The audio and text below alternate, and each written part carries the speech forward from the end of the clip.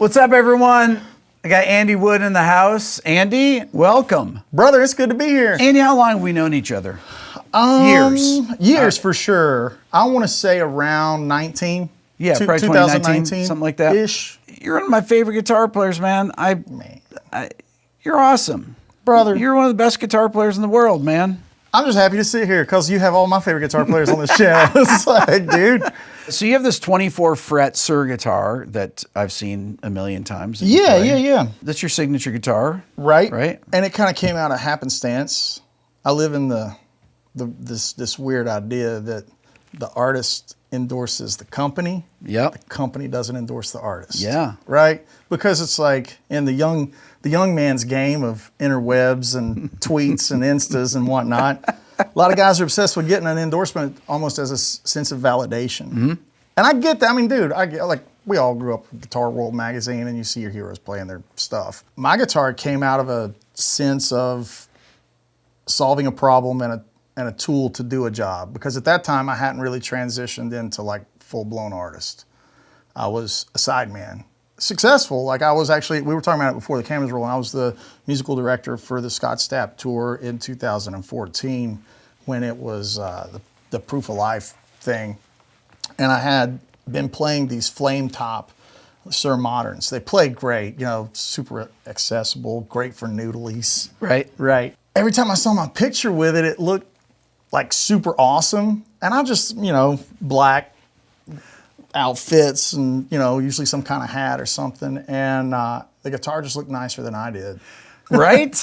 I grew up a Telly guy. We didn't have money growing up. I had a blue Telly and a PV Bandit and a yellow Boss whatever and a Dynacomp. And that sound and that aesthetic always felt like home. So I wanted Jon to make me a guitar that was the marriage of the two. It worked because I was just trying to solve the problem of a Telly having that heel joint that sits way forward. The access, it's not about having 24. It's about having be able to get up there. And not having anything in the way. Yeah. So a lot of 24 fret guitars, they put the truss rod tool down here. And so, of course, it moves the neck pickup. That starts to create its own issues. Right. So I was like, let's just put the neck pickup as far into the fretboard as possible so the pickup stuff sounds... Or it's like, it sounds like... beautiful. Like it sounds like neck pickup, right? No matter what you might need it to do. Again, it's like, to me, it's how quickly can I become a musician, playing music, not thinking about the instrument, all the details in the guitar, we can talk about it, where it's like, middle pickups affect my picking hand, and but I want all the versatility of having some split sense, back humbucker. But then also, like all of it, and there not be a million switches. That's the key, right? Like a guitar like this has a billion switches on it. It's really cool, but that's a studio weapon. Yeah. I need to be able to get there within the context of one song and do all the things. And that was all being a sideman. And then as I started making my own music and that solo artist thing started growing to where it is now, it all just serves the purpose of, I don't want to think about any of this stuff. Ironically, I love all this stuff, but in the heat of battle, if my mind is here, right, I'm kind of playing like crap. The Suhr here. Yeah. Talk about that for a minute. Man, this is just a Suhr Bella. Jon is very much pragmatic about how and why a product would release. Like originally this guitar was even going to just be one for me because he didn't think anybody would want it. Right. And now it's like this hugely successful model, right? But it was from a pragmatic standpoint. Hey, you need this to do your job? Cool, we'll make it. And I think this kind of came from the same point. I'm going to get this wrong, but it was Scott's amp at some point. It was a Bandmaster or a Bassman, some kind of old Fender. And Jon kept tweaking it until it got far enough away that it was kind of its own dude. And it's just a clean pedal platform, real simple, and it's a bit of a safety net. I use it on sessions or road gig stuff where it's like I don't know what I'm going to get into or what kind of cabs or anything. I know you've got every toy on the planet here, but I was like, just in case, And that's kind of like a safety net thing, but I love every amp out there. When you say pedal platform, for people that don't know what that means, that's running an amp clean. Clean. And all my gain stages count, like it looks like I've got a lot of stuff here, but ironically, all these just stay on, and this is just what's controlling it. So when I go left to right across the bottom, it just gets dirtier. So like clean is, and I treat my delays where it's like on a bus, it's like mixing Nice. it. Yeah. So I don't have to build redundancy patches and have different delays. Is this a digital switcher there? That's all it is. Okay. Yeah, it's just a switcher. Okay. And so across the bottom, it's the clean, and then I add in like a blues driver, which is like clean with lead.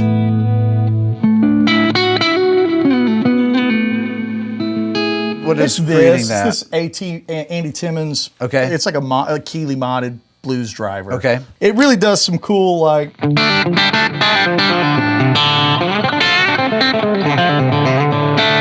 But it can also do some like faux stratty kind of thing. Ooh, that's nice. You know, and then as I go across the board, it just gets dirtier. That's that Wampler Pantheon. It's kind of got that dragsy. It's got that kind of level of dirt, which I like. Van Halen-y. Yep. You know, it's got that chirp to it. That like that sounds good. You know, Yeah, that little yeah. chirp. And then the full-blown tilt is my gearbox, which is more liquidy.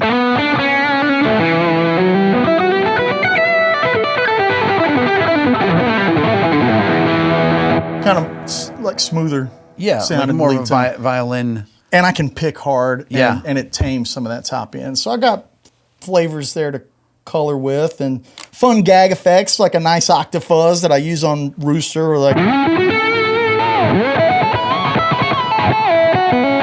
And it tracks well, so it's like.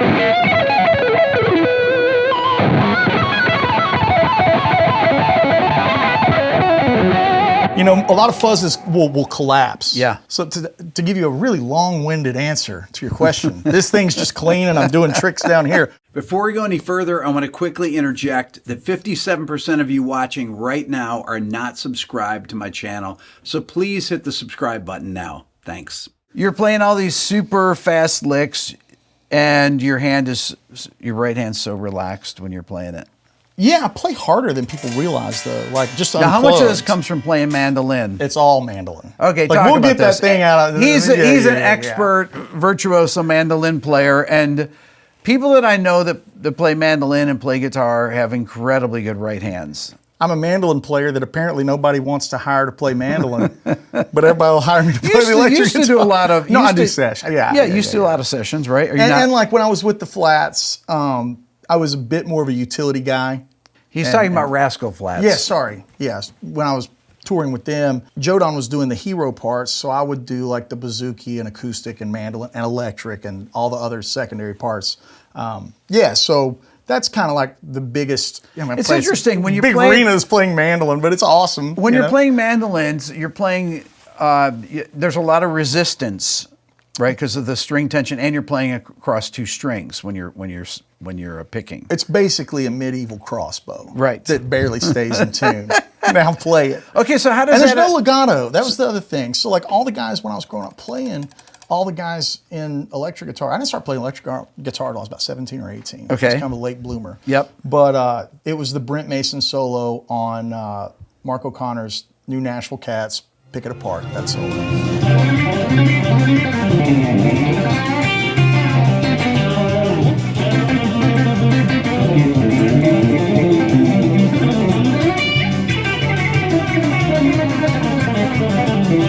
I chased that my whole life. That's why I wanted to play electric guitar, was that specific solo. And at that time in my life, I was probably 17 or 18, and I was working in Pigeon Forge at a theater.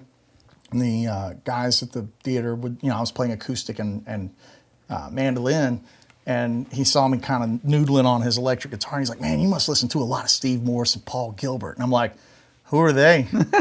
And so he made me a mix CD, and it had Steve Vai's For the Love of God, Cliffs of Dover, like everything, Too Many Notes, like Yeah. And those guys that Now, is picked, this the first time you're hearing this stuff? yeah, first time I'm hearing it, and it was Okay. just like drinking from a fire hose. Okay, so why is it the first time you're hearing that? Is it just because of the music you listened to growing up? Yeah, you're from Knoxville. I'm from North Carolina, and I moved to Knoxville when I was 15. Okay. Yeah. My granddad played bluegrass music, fiddle and mandolin and guitar, and he had 3 daughters. One daughter had a boy, another daughter had a boy, and that was me and my cousin. We were basically the same age. And we just started at 5 years old. As soon as we were old enough, we didn't have any money, so we didn't have student-sized instruments. So I couldn't reach around the guitar yet. Right. But I could get around that thing. So I played that. Brian played fiddle, and we went to all the, Hiawassee, Georgia fiddle contests and Loudon and all those, Galax, Virginia. We went to all these fiddle contests and stuff, and it was funny because that's the first time in my life I met like Cody Kilby and Andy Leftwich and all these guys in the bluegrass scene that are now playing with Ricky Skaggs or whoever, right? Yeah. Like we all kind of came up at the same time. But mandolin and that background, I just wanted to listen to Sam Bush and Bela Fleck and Jerry Douglas and Tony Rice. That was all the stuff that I was obsessed with until I heard that Brent solo. I actually bought that record because Sam and Jerry were on the record because it was like this session player. You know the record, but for those that don't, it was like this. Mark O'Connor did a showcase record to feature all the session players that were the baddest dudes in Nashville. And on that was like Russ Barenberg on guitar, Douglas, Roy Husky Jr. I think was playing some upright. And it ranged all the way over to Victor Wooten and all those cats too. Heard that Pick It Apart thing, got that mixtape. It had, Stress Fest and all those things on it. And it was like, oh man, gateway drug into the rest of my life. Okay, so you're a huge Van Halen head. Yes. You were playing Van Halen earlier. When did you get into that? Same thing. It was like the same time. Like I heard Hot for Teacher way later than I should have. Yeah. My first Van Halen was the Right Now era because it was on MTV. Maybe it was like when Road Rules, that show Road Rules. Yeah. And they had to like backline and rig a Van Halen concert. Ed had the goatee and the short hair, was playing like the amber colored Music Mans and PVs and stuff at that time. That was the first exposure to Van Halen I had. And to this day, I still love Lawful Carnal Knowledge, one of all-time favorite records, like for sure. Great record. And it was always like the Sammy Hagar versus Roth thing. I was like, can we just keep both of them? Can we just have all of it and that be the thing? But yeah, I'm a huge Van Halen fan because of that, and then it just, life happens. You discover Jeff Beck and Pavarotti and everything in between and John Williams and I went to school at UT for jazz. And let's talk about that. And like any good musician, I dropped out of school. Yeah. How long did you go for? I think I was on the roster for 2 years. Okay. But I only went to class for about 1.5 years. Okay. I started getting hired for sessions. There was a producer in Knoxville named Travis Wyrick. He did Pillar and Disciple and POD, a lot of those Tooth and Nail records. Yeah. I don't know, I shouldn't say this, but at times he would need a ghost player. Come on, everybody knows about this stuff, Andy. Ghost Yeah, player. but all those dudes are my buddies in those bands, and I just. Well, you don't have to say which parts you. So every a now and ghost then, player is somebody that comes in, and when the people are not cutting it, the producer gets them to come in when they're not there and fix their parts. just polish, just spackle. Yeah. They hung the sheetrock. I just need to spackle a little bit. But I was doing that and spackle and paint over it too. Yeah, right. Spackle sand. Just a little bit. Just a little bit. Just a little bit. But yeah, those were the first sessions I started getting hired to do. So I stopped going to class because I was waking up in the morning, hitting the studio. I was clubbing every night. Any genre. If anybody would hire me for $50, I would go play. And I played live and professionally since I was. Well, it's interesting, 18 but years you're old, yeah. but you're playing. You do have some jazz elements to your playing. You Don't do. tell anybody. You'll use things like a lot of your kind of interval playing with fourths and things like that, and the chromaticism. You'll occasionally go into a Charlie Parker-esque lick and everything. And I know you're just warming up playing some Charlie Parker tunes there that you. Oh man, I can't play that stuff that you remember anymore. a little bit. Yeah, but the funny thing about jazz that I really love is, and it took me getting out of school and growing up to appreciate it. I listen to more jazz now than I did when I was taking my jury stuff, studying it, right? Yeah, but like jazz as a formation isn't that far away from bluegrass, and bluegrass isn't that far away from classical. It's like those fiddle tunes are really close to Mozart. It's really not that far away.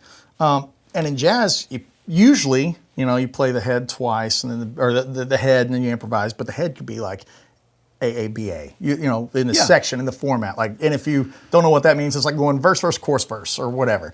In bluegrass, it tends to be ABAB. Everybody plays the head.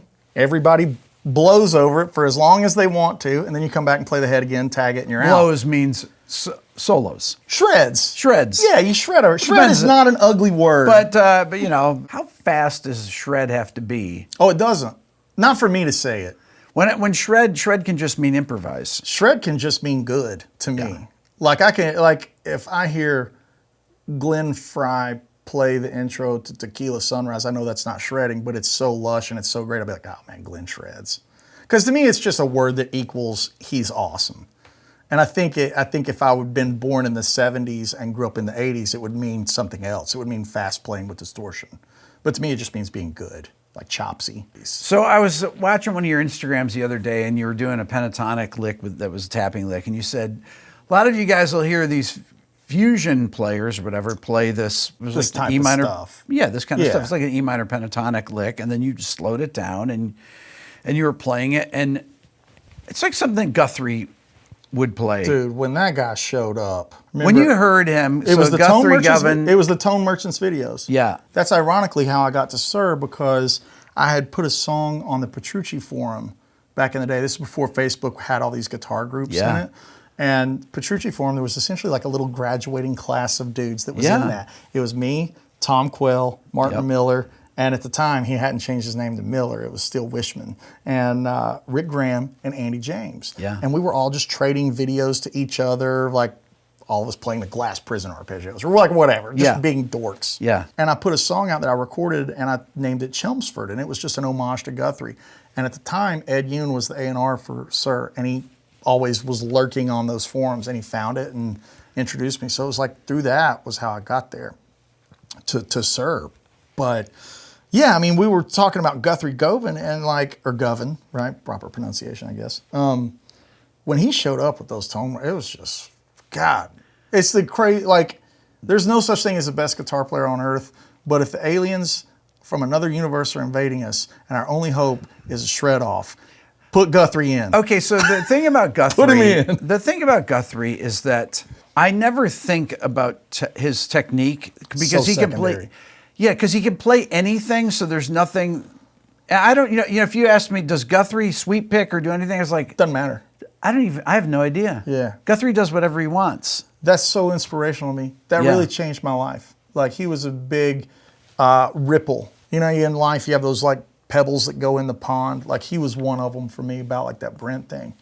And it's no wonder you said that kind of sounds like something Guthrie did. I was trying all my best to walk that path, be super versatile. Every time I hear someone do that, though, it reminds me of those first Guthrie videos from 2007. And they're so good. They're so great. But yeah, I think one of the things that I like to do on Instagram, is funny you mentioned that, is I like to make things be accessible when guys feel like they're out of range, out of touch. Like, I was teaching some of the differences between the Bonamassa pentatonic and the EJ pentatonic, and it's in attitude and delivery. we have to have with Andy. He has to EJ. He's talking about Eric Johnson for the people that are like. Yeah, sorry. So you have to translate all these things. Yeah. Sorry. All right. Well, let's demonstrate this. Talk about this. What's the difference between now Joe? And I don't sound like any of them, so the comments are going to blow up. Be like, it doesn't sound like either one of them. Okay, so right? Joe is a huge Eric Johnson disciple.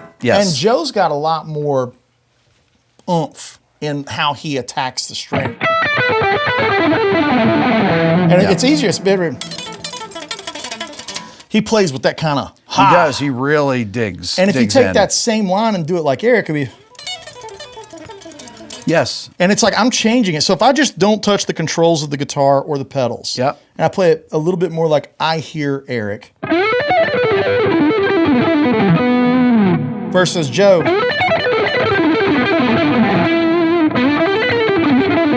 A little more Joe, a little more Eric.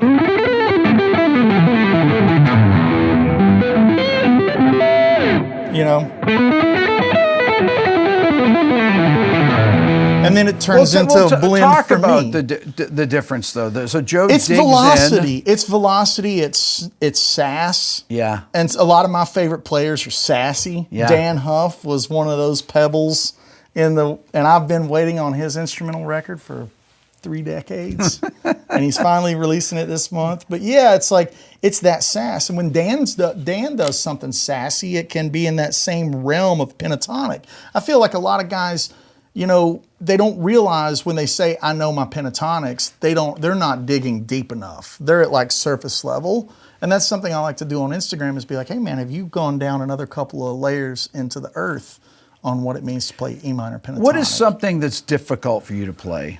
Everything. No. It's hard to play.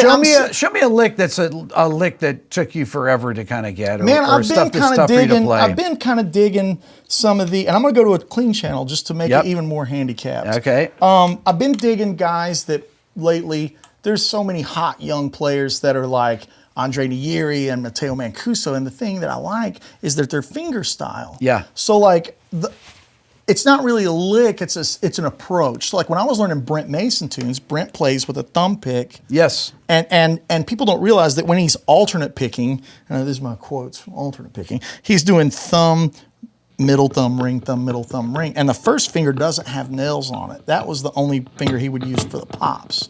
That's why his pops sound so much more aggressive than everybody else. That's why he sounds like Brent Mason. Yeah. But I knew there was not enough time left on Earth for me to reinvent. Right. So I had to figure out how to do it. So I was learning the Brent tunes. And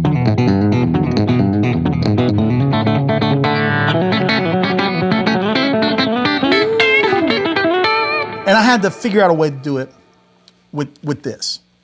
So these young guys, and I'm probably gonna butcher these things, but a little more. These kind of Those Matteo.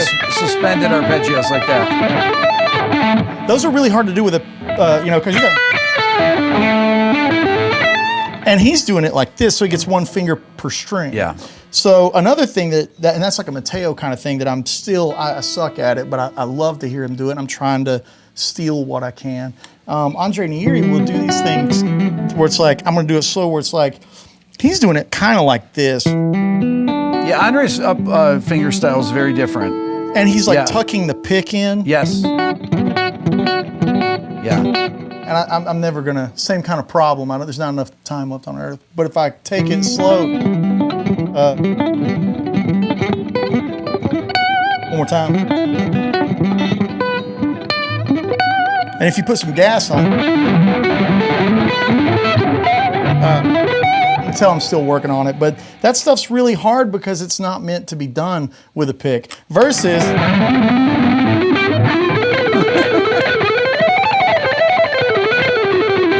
that's all meant to be done with a pick, right? So it lays out. Have you ever tried to play any of these lines with your fingers? Yeah, and it's just not intuitive. And I think the incorporation into making it intuitive for me is something that I can go get on stage or in a session and just go be able, accessibility of technique is what matters to me. Yeah. I watch so many videos of this is the real way to do it and this is his directions. That's great, man, but I sound more like Eric Johnson when I do it my way than trying to economy pick it. Because I'm... Do you want economy pick at all or no? Even on those lines... It's all alternate picking. It's all alternate pick because it sounds that way. And that's because you play all that mandolin stuff, man. Yeah, and I think the core thing with that and things that I use in my writing, because technique and everything this is the most important thing that I could say in this interview is it's got to serve the song. Play me a freaking song. And so when I write tunes, technique is just something that's a tool to write a tune and play a tune. I'm a guy that makes albums. And I feel like I'm a man out of time in a lot of ways because I still like to make an album. Listen to my records. Here's my body of work. Of course, there's probably way hotter stuff on Instagram, but it's not about that. Well, anytime you talk about these story. players that you brought up, you talk about their records. It's the songs. You don't talk about their Instagram posts. Frank Gambale's Instagram post from this day. Did you check it out? No, you talk about. I think that's Guthrie too. Like with all the things he could do, he had the world in his hands when he played. By that point, we're all invested because he's riffing and throwing groove, and it's like and then it goes to the stuff. Yeah. To me, it's about that. So, you know, when you ask why I don't, it's just that's too much time to invest into a technique that's got a pretty low ROI versus if I just learn a mutated way. And I'll give you examples of like it's about the live show. It's about playing standing up in front of an audience. One of the tunes we do, I always tour with some kind of southern instrument, a fiddle or a steel or a banjo to do this. Yeah, yeah. And my fiddle player, Eli Bishop, we do the song Too Many Notes from Steve Morse Drags. Yeah. And the B section's got this that everybody's tried to learn. And when I'm sitting down, I can do it picked. But when I stand up and it counts, the guitar's a little bit lower. Yeah. So I figured out a way to mutate it by using cross picking from Bluegrass and then the middle finger. So now I can play those arpeggios. And I can play it where it counts when I'm standing up. So it's interesting when you see Steve play it back in the day. It's this. Yes, which is why he's got Which so is much why he's got the thing. all the problems with his hand. It's when Steve was here and we talked about it. He's had a fusion of the. Oh, he was at Woodshed. He was at our Woodshed event. Yeah. And so like he talked about it there too, and like. He's so aw shucks, not me. I can't do. And then he like flips it on, and he could still do it in bursts. Dude, he played Cruise Missile at Woodshed, and it was lethal. When you go back and watch him play back in the in the '80s, and it's really insane how clean his, Brother, how fast, how clean. 70s. He was doing it when ABBA was on the radio. Yeah. When you watch it though, it's like, how's he doing that? And here's the thing. It served the purpose of the tune. Yeah. We always talk about it like, oh man, Stress Fest, Southern Steel, Blood-Sucking Leeches, Leprechaun Promenade. It's like it's bigger than the technique because it's the vehicle. It's like Mozart, Bach, Paganini, Vivaldi, like all the Rachmaninoff. They're shredders. They're rock stars. They were notey dudes. Just it's like.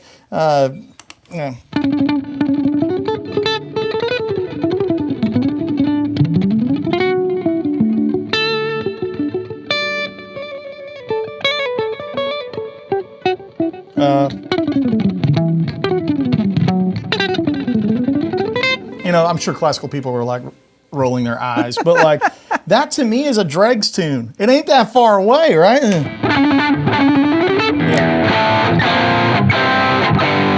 Put those changes under it. Okay, so Andy, I've seen you play before and stuff, but I've not seen you play close up like this. And it's and when I watch your right hand, you use your fingers a lot more than I thought. You're using wrist, but I see a little bit of. It's like the fingers open and close. Like when I was playing that Mozart thing just then. When I say fingers, I mean that there's more movement from your. Okay, that's great. It's like it's a way to get through the strings directionally because the thing that eats up guitar players is they either want to be on the outside of the strings, or the inside when they transition, and they can't be on both. So like mini lesson, this is my attempt to be like that. Like to quote my favorite Rickism. Like if you take a 5-note grouping and play it sequentially, you're going to start with down, up, down, up, down. Well, guess what? The next one's going to be up, down, up, down, up. Yeah. And then it's going to throw your inside to outside. So if you have that.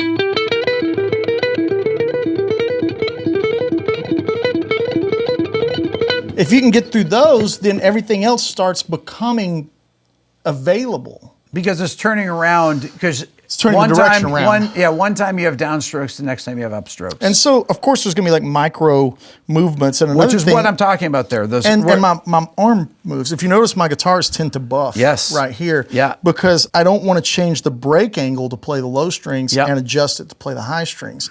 I want the machine to like raise and lower like it's on a forklift. You know what I mean? Like it's a 3D printer. And from far away, exactly. Like from far away, people go, "Oh man, you play so light." And I'm like, "Brother, you're digging in." Yeah, giving it to it. Yeah. And I use less gain than people realize. Like my full blown lead tone, if I just put it on a split sound,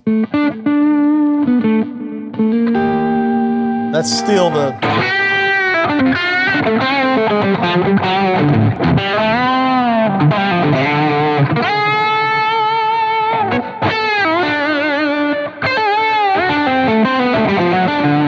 I like to have all that versatility to where these are dictating it. If I want to play faux steel, faux slide licks, it's got to start from here. And if I put the amp on, oh.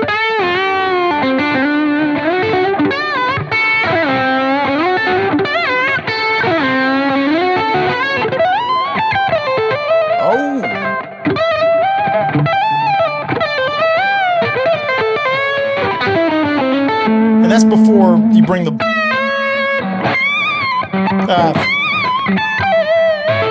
you start bringing that in, you start really getting a lot of options. Yeah. And again, my whole philosophy is like I want things available where I can go get them and do that and then follow that up with some crazy tapped lick, and everything's just kind of, my colors are laid out in front of me, and then I can just go play, because improvisation is so, it's everything. Like, because that's, even in composition, like listen to Van Halen play the solo to whatever 3 times in a row, like it's not going to be exactly the same.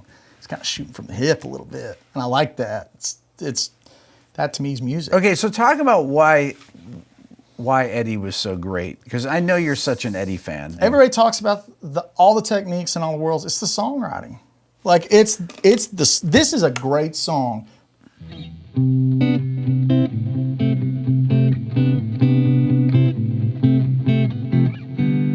That's not how you play jump on stage. That's not how guitar players learn to play jump. That's a great chord. Right.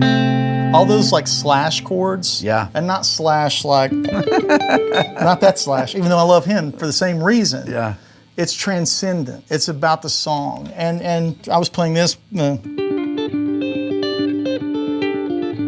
Like that's so incredible.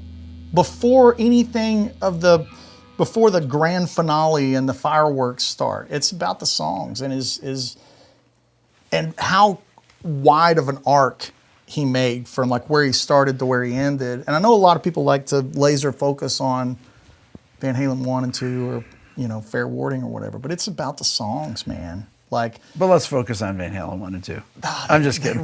They rule, but even then, it's like, even on Van Halen 1 and 2, it's like, Running with the Devil is the easiest song to play on that record. And it's also, I mean, it's in the top 3 songs on that record, and it ain't number 3. You know what I'm saying? So it's like, it's got to serve the purpose of something bigger. Storytelling and all the chops and gear and everything, it's got to serve a greater purpose for me. And that's what I love about Ed. He just batted 1,000. It was attitude and swing and everything. Honestly, all the great players of that era, they would have the songs, and then the solos were just kind of that extra thing on top of it. That if you didn't have the great song, it doesn't matter how great the solo is. It doesn't matter. It doesn't matter. Like, I'm such a fan of, I use Slash as an example. This is going to be real good. About to get that clickbait engagement right now. We ready? I got into an argument on Facebook, as one does. It was not me. And it was about, you know, Nuno versus Slash, and everybody's dogpiling about how bad Slash is. He's a terrible guitar. I was like, brother, Slash's music transcends anything. And it's like, oh, Izzy Stradlin, it turned into like Izzy was the songwriter. I'm like, brother, he wrote great songs, but you can play the first 5 notes of Sweet Child of Mine anywhere in the world to people that are 19 years old right now. And it's like, isn't that what it's all about? Like the solos that he wrote for November Rain, or like the remake of the Bob Dylan tune, you know, it's like, gosh, they're great. It's like, yeah. So it's like, Nuno is one of my favorite players. Oh my God. So, I mean, just like percussive, you know. But, and I think it's fair to say, you know, he had more than words, and that was a global success. But I would think it's fair to say that Guns N' Roses' global success far superseded Extreme's global success. That's a fair assessment. Yeah. As someone who is a mega Guns N' fan Roses is one of the biggest bands of all time. Yeah. And so it's like, you remove any one piece of that, say Slash isn't that good, he's a terrible player. I'm like, brother, that just does not matter. It straight up doesn't matter where he sits on the technique food chain. Think about this. We're in a renaissance of technique. Open Instagram any day of the week, and there's 19-year-olds that can play literally anything. where are the albums? Where's the statements that are bigger than that? People are crafting for 30 seconds. And I want to, you can say that, oh, it doesn't matter anymore. I beg to differ, because Morgan Wallen and all Chris Stapleton, George Strait, Taylor Swift, I mean, arena tours, Pink, it's like arena tours, people still want to go see live music. Brother, Billy String's selling out Bridgestone Arena 3 nights in a row. Sold State Farm Arena out. Tell me it doesn't matter. Tell me again live music's dead. Tell me guitar solos are dead, because that's not true. But I think it's just the nature of what people are focusing their energies on. I sound like a hippie right now. I don't want to. But I think that's the thing, is like, brother, Slash, it's all the great players. Everything that matters to me goes back to the song. What's your statement? And I wish I could claim that quote. Joe Bonamassa said it to me about 7 years ago. He was like, brother, you can play anything I've ever seen. What's your statement? And it never left me. That has stayed in me. And like when I'm making records, it's like I've been 52 demos, and I didn't let myself write any guitar solos. It was just melodies and verses and choruses. So when I went to make Charisma, I had 52, and I was like, all right, what's the song? And then I can put solos. We could church things up. So how important is things like Instagram? It's great, but it's also awful. It's a loaded 9mm. And when it sits on the table, it goes nowhere. But in the wrong hands, it's a weapon of destruction. In the right hands, it can save a life of the innocent. Instagram, not to sound too dramatic, Instagram is that. Look at what it did to Giacomo. Look how that imploded. But then look at what it's done for guys like me. You know, it's like, it's great. Like, look what it did for Matteo Mancuso. Okay, so it's the place that people go, that musicians go. Yeah, they go to hang out there. Yeah. That's why musicians hang out there and not on platforms like TikTok. Even though TikTok's huge and it's a thing, more musicians hang on musicians Instagram. are on Instagram. Yeah, musicians are there. Yeah, you know, my main platform is, well, I don't know, my main platform is both, I guess, but YouTube is really my main platform, but YouTube Shorts is very different than Instagram. The musicians are on, not everybody makes YouTube videos, but every musician's on Instagram. And every musician's on YouTube scouring. I feel like musicians love both. Oh, the musicians are on YouTube, whether they're putting out content all the time. That's what I mean, the consumer musicians. No, every musician goes on YouTube. Yeah. But every musician posts on Instagram. Right. I think it's a safer place. Yeah. It's less judgy. The comments on YouTube are way more brutal than the comments on Insta. Yeah. And I think it's just the nature of whatever. Well, because everybody on Instagram, you know who they are. Yeah, there's a little more personal community thing. Yeah. It's and the nature of what I make goes to each one. Like my music videos that I dump tens of thousands of dollars into, they're on YouTube. Yeah. Not that they're not pinned at the top of my Insta. Yeah. But people that engage with me on Insta, they want to hear these like little breakdowns. That's right. What I'm working on today. But when people want to listen to or want to watch a video or something, yeah, it's the YouTube. Or if they want a long form lesson or even live stream, like all of that. Right. I never live stream on Insta. Yeah, but I live stream on live YouTube stream on Instagram sucks. It sucks. I'm sorry. It's just not sorry built for Instagram, it. but it sucks. Yeah, but again, that's not. I don't think it's the way it's set up sucks. Exactly, and I think that's just leaning into the strengths of whatever it is. Yeah, that's all it is. I think hot takes are so controversial. People get so much up in arms. It's like it's okay to say that this isn't good at that. You know what I mean? Yeah. But I like that you get on and argue with people about for stuff. sure. I'm not gonna it's not that I go to their house, but if you come to my video, you have made it a point to come to my channel. You've come to my house.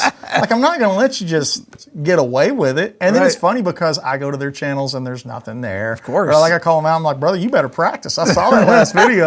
You better quit arguing with me and go practice, my man. You know, brother. And it's that thing and all of that community bond. Those are the things that I really enjoy. That's what Woodshed is about, you know. Talk about Woodshed. Okay, it's a 4-day weekend. It's like a retreat. I think a lot of people that haven't been would call it a camp, but it's more of a retreat. We hard limit it at 100 people. And we bring in 5 or 6 of the best guitar players on earth. And the guests we've had in our roster, Steve Morse, Eric Johnson, Andy Timmons, Joe Bonamassa, Robin Ford, Tosin Abasi. This year we've got Paul Gilbert, Dan Huff, Trey Hensley, and Mark Lettieri. It's like, and I host it, no backing track. iPad garbage, live band, bad dudes from Nashville, Tennessee. Yeah. And it's a special thing. Of course, you take classes during the day, but because it's so limited, something really special happens. We own the property, so you're not going to a Marriott or anything like that. So we can play at 2 o'clock in the morning if we want. 100 watts ripping, you know. And it's awesome. But when you wake up in the morning, you're having breakfast with Brent Mason or whoever the guests are that year.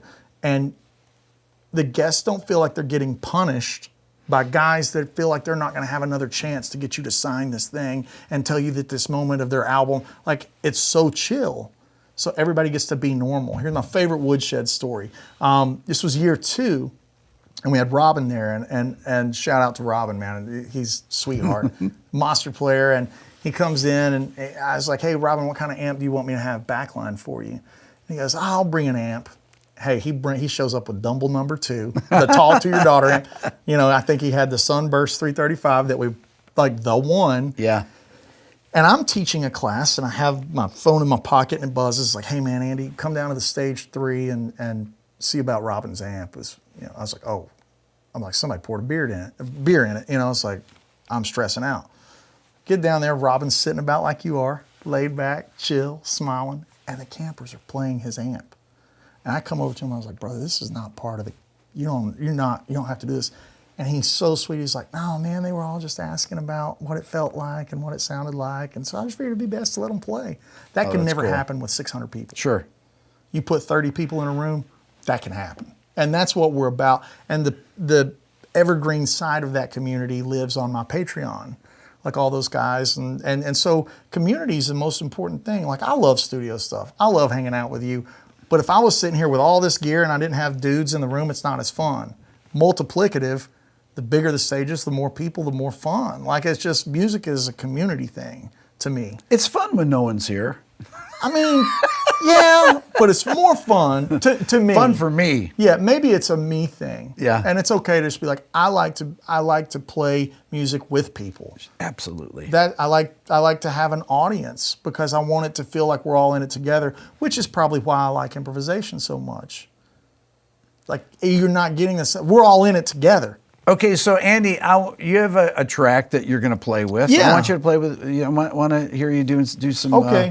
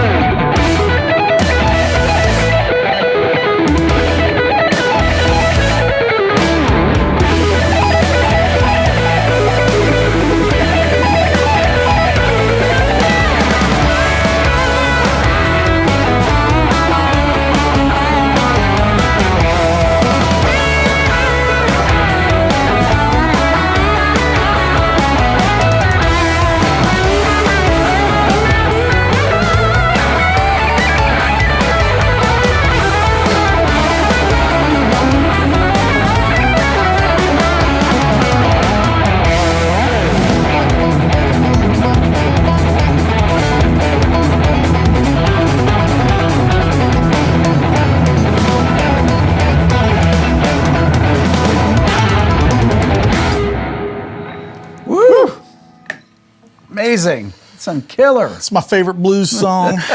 Nice, tasteful ballad. That's a 12-bar blues, right? Basically. Yeah. You got the 1 and the 4 chord, and everything else is just the turnaround. It is 1 and 4, actually. Yeah, I wrote it kind of as like it's obviously super dregsy, but like banjo music and Bela Fleck was so important to me as a kid. He came onto the scene as a teenager and just played banjo like freaking Van Halen played guitar. Yeah. It was like wild to get Jerry Douglas, Tony Rice, Bela Fleck, Sam Bush all at the same time taking old time music and bluegrass and being like, brother, we were about to put it in to 6th gear. Yeah. Mixing jazz and fusion and rock and all these things. And so the sequences that this is based around, it's kind of like a Bela Fleck thing. You know, with banjo, you have the highest string down here. So those arpeggios, it's their, you know, something that is more banjo-esque. Yeah. And the banjo player on that track is Matt Menifee, and I was like totally had him in mind the whole time to do it because it's all about the dueling between the banjo and the guitar. And like when I'm playing that, like the superhero melody, he's doing all these like wicked arpeggios in the background. It's like, you know, very fun track. It's the track on the record that kind of sits out by itself. All the other tracks are a little more cinematic and super, super melodic, you know. Andy, can we get you to play some mandolin? For sure. Let's do it. Let's talk about your, what's the first things that you learned on the mandolin? Oh, fiddle tunes, man. All right, give me a fiddle tune here. Yeah, fiddle tunes. What's one? They're all in D. That's not true, but yeah, they kind of are. One of the first ones I remember playing with my granddad, we would learn, you know, all these kind of standards, like hornpipes and stuff.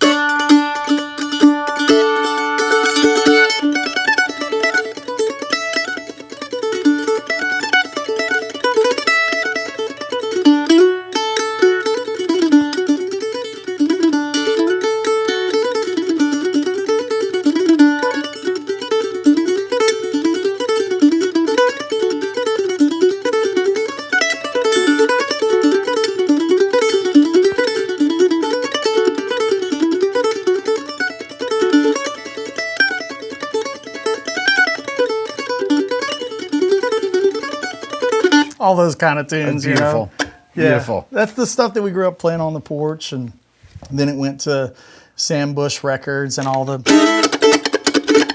kind of things. When you do session work and you're playing mandolin, what kind of things do you typically play? What do they want you to play?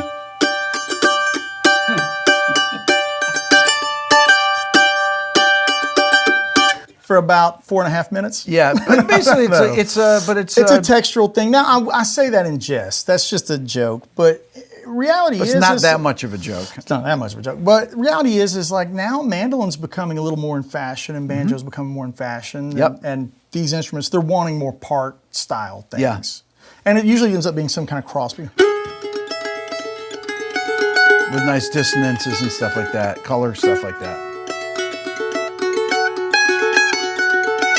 You know, you could hear that behind a pop singer. Yes, or absolutely. whatever. It's like that kind of thing. That's really like the bread and butter of the like session mandolin stuff. Same way with like I'm not a bouzouki player. I actually tune it in fifths, which it's not. But that way my hand can do it, and the producer still gets the texture that they want. And I know they can't play bouzouki, so they don't know how it's supposed to be tuned. So when you first pull it out earlier before we started recording, we were talking about licks that are hard to play on guitar that are actually easier to play on mandolin. Yeah. For example. So the tuning is fifths, so it's Yep. GDAE, like a violin or fiddle.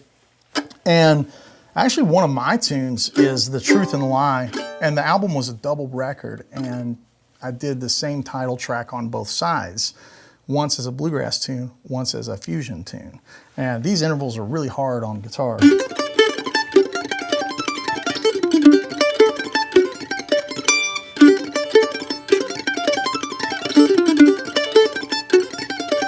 But they're nice on mandolin.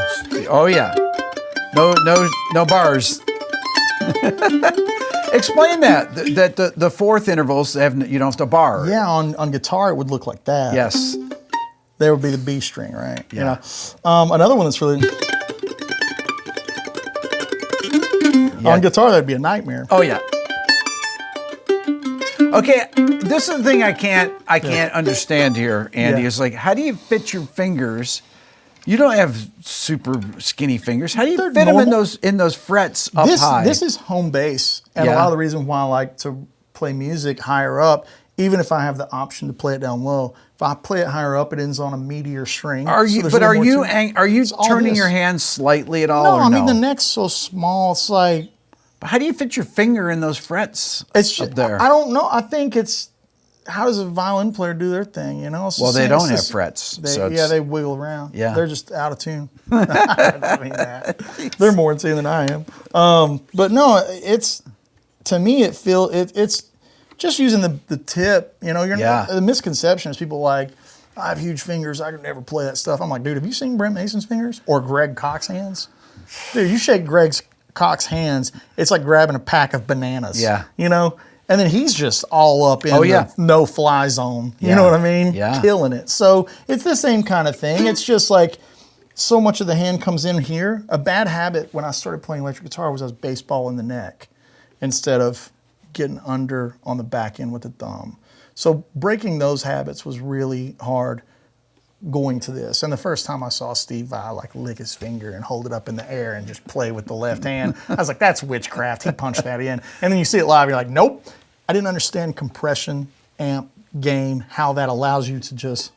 Okay, so wait. Now I'm so when you're playing that though, you do have your thumb up here, right? But not on here. But not on there. That was the bad habit. So you when had I to went you had to that. break yourself of Yeah, that. Yeah, for sure. That was like the real challenge going to that. But playing this and then playing this, that's a toy compared to this thing. As far as the, I mean, I can do it all that. Like that tapping thing you were talking about on Instagram, dude, that's easy town compared to this. Like just to get it to be even and in tune. And it not sound like I'm going,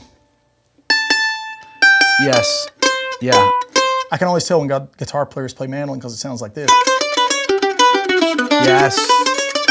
It's Yes. real like, you know. When you're playing, you have it's easier and it has more low end. Each tone. hit has more low end information to it the way that you do that. Right. And I think that's what helps, you know, that's all of It makes the note stuff. sound way fatter when you're the way that you're. And taking that across the spectrum to a acoustic guitar session or even onto this, like using less of what everybody thinks that I'm using, it makes my tone sound like me. Whether it's good or bad or whether people love it or hate it, it's like all of it just comes from here. You know, it's trying to get that bell-like tone.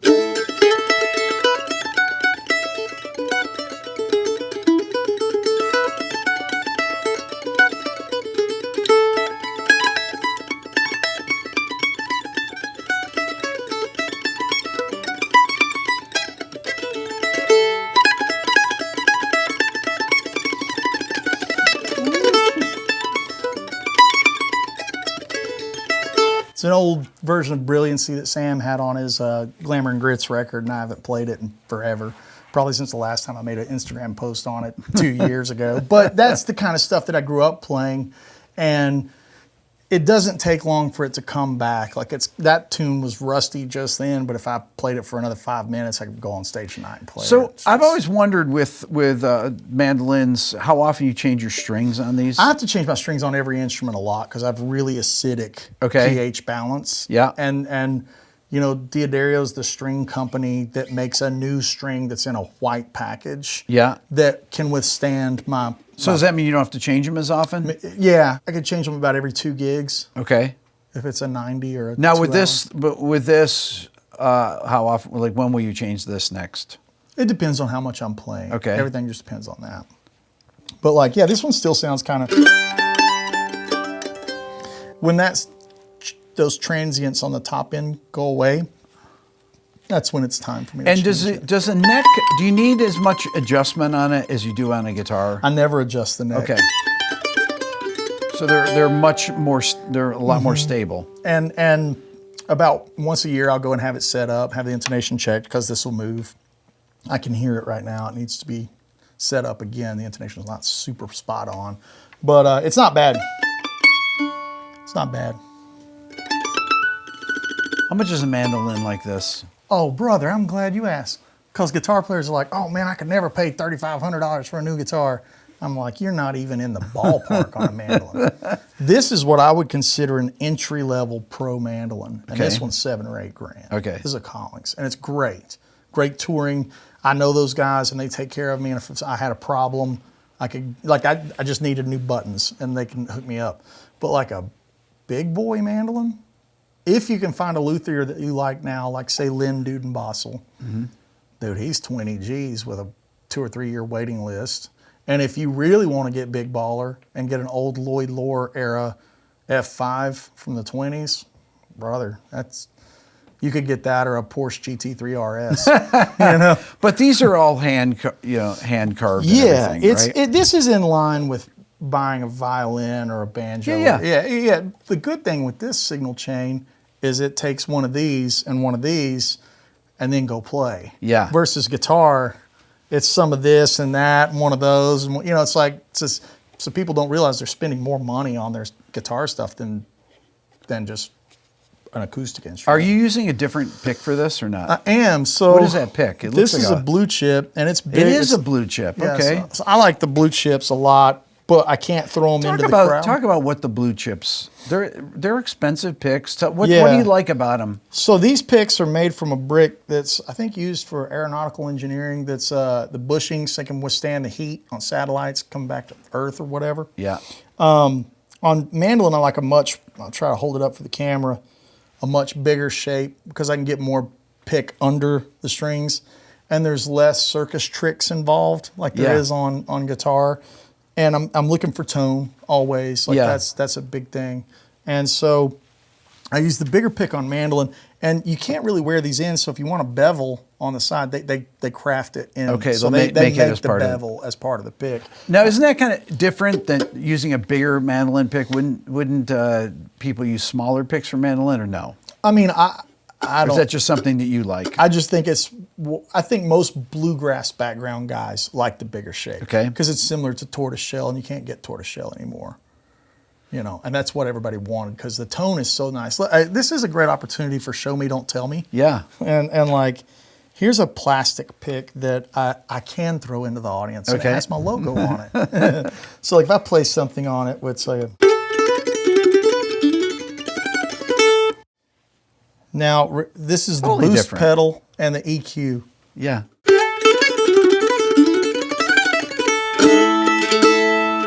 Oh my God.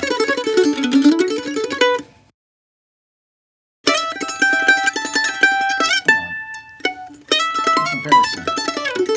It's harder to play too. It's like my Yeah. licks are not as slick and Yeah. But this gets really counterproductive when you How much is a pick? One of those picks? $70, Yeah. $60.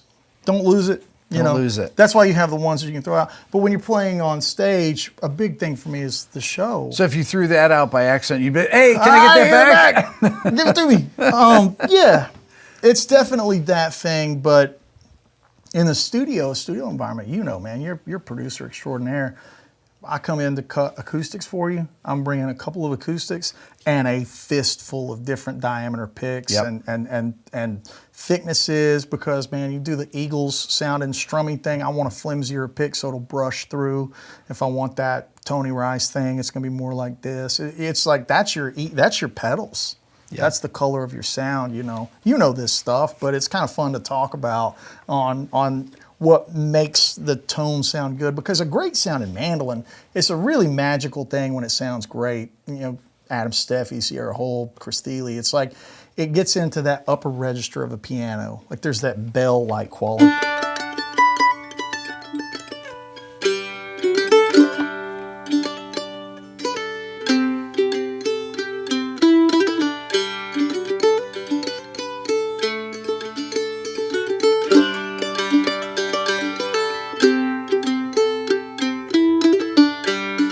Is it hard to go between the two instruments, like right back to back? It takes me a reset moment. Yeah. I can feel it in a minute or two. The audience would rarely notice. I feel it. I'm playing better mandolin now than I was just a few moments ago because I was in that the adjustment. transition. But I think like any of our heroes and favorite players, you hope that you practice enough and invest enough sweat equity that your worst moment is still acceptable. Right? Yeah. Like your lukewarm is still good. So that transition moment may not be up to my standard, but I could probably still play the show like in a utility position where you're constantly shifting.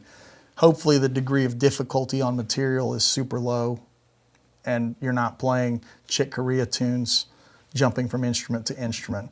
That's a whole different level of problem.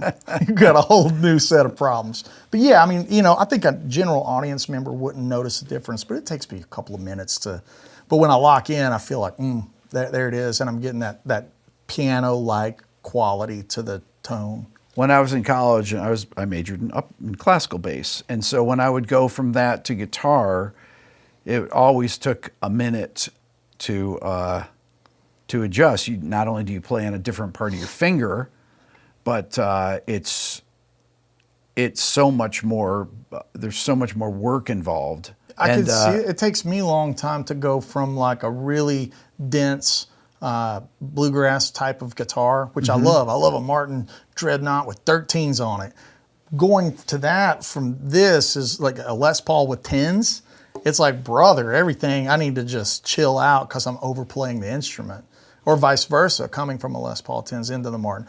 But if you really want to work on your alternate picking game, man, there's not a lot of things that are as honest as an acoustic instrument. Yeah. And we were laughing before we started. It's like, you were like, I only have 100 watt heads. I'm like, yeah, brother, because that's where it counts. It's like, it's that immediacy. Like, this is the lowest wattage head that I have, and it's still 45 watts, and it's clean and loud. But yeah, I think all of that stuff is just about getting to the point of tone to where I can play a song and connect with people. Like, again, my whole thing is like, how quickly can I get to the song? How quickly can I not worry about these details that I love? Like, we love them. Yeah. But to do the job right, the audience doesn't need to know that stuff. I need to get to them as fast as possible. Or the listener, when they put on my record. It's like, I don't want to be, when I've got to play those songs live, I don't want it to be like, man, how long do I need to reset? I was like, what kind of pick am I going to use? I just want it to be like, go get it, and get to work.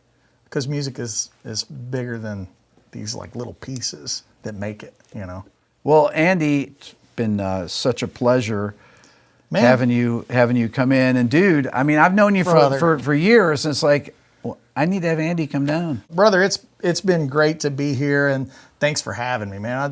I love what you do, and a lot of respect. Thank you, Andy. Appreciate it. Cheers.